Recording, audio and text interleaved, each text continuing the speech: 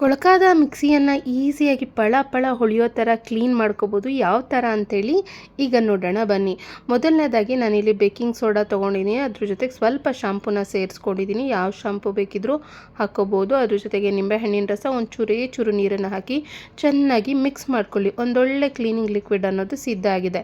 ಇವಾಗ ಈ ಕ್ಲೀನಿಂಗ್ ಲಿಕ್ವಿಡನ್ನು ನೋಡಿ ಒಂದು ಸ್ವಲ್ಪ ಸ್ಕ್ರಬ್ಬರ್ ಮೇಲೆ ಹಾಕ್ಕೊಳ್ಳಿ. ಸಾಫ್ಟಾಗಿರೋಂಥ ಸ್ಕ್ರಬ್ಬರನ್ನು ತೊಗೊಳ್ಳಿ. ಸ್ಟೀಲ್ ನಾರು ಈ ಥರದ್ದೆಲ್ಲ ತೊಗೊಳಕ್ಕೆ ಹೋಗಬೇಡಿ. ನೋಡ್ತಾ ಇದ್ದೀರಲ್ಲ ಮಿಕ್ಸಿ ಎಷ್ಟೊಂದು ಕೊಳಕಾಗಿದೆ ಅಂಥೇಳಿ. ವರ್ಕಿಂಗ್ ವುಮೆನ್ಸ್ಗೆ ಈ ಒಂದು ಟಿಪ್ ತುಂಬ ಉಪಯೋಗಕ್ಕೆ ಬರುತ್ತೆ. ನೋಡಿ, ಲಿಕ್ವಿಡಲ್ಲಿ ಈ ರೀತಿ ಸಾಫ್ಟ್ ಸ್ಕ್ರಬ್ಬರ್ನ ತೊಗೊಂಡು ಲೈಟಾಗಿ ಒಂದು ಸಲ ಹೀಗೆ ಡಿಪ್ ಮಾಡಿ. ತುಂಬ ನೀರನ್ನೆಲ್ಲ ಹಾಕಿ ಮಿಕ್ಸಿನ ಕ್ಲೀನ್ ಮಾಡಬಾರ್ದು, ಮೋಟ್ರೆಲ್ಲ ಹಾಳಾಗುತ್ತೆ. ಒಂದು ಸಲ ಲೈಟಾಗಿ ಸ್ಕ್ರಬ್ಬರಿಂದ ತೊಗೊಂಡು ಹೀಗೆ ಒರೆಸ್ಕೊಂಡ್ರೆ ಸಾಕು.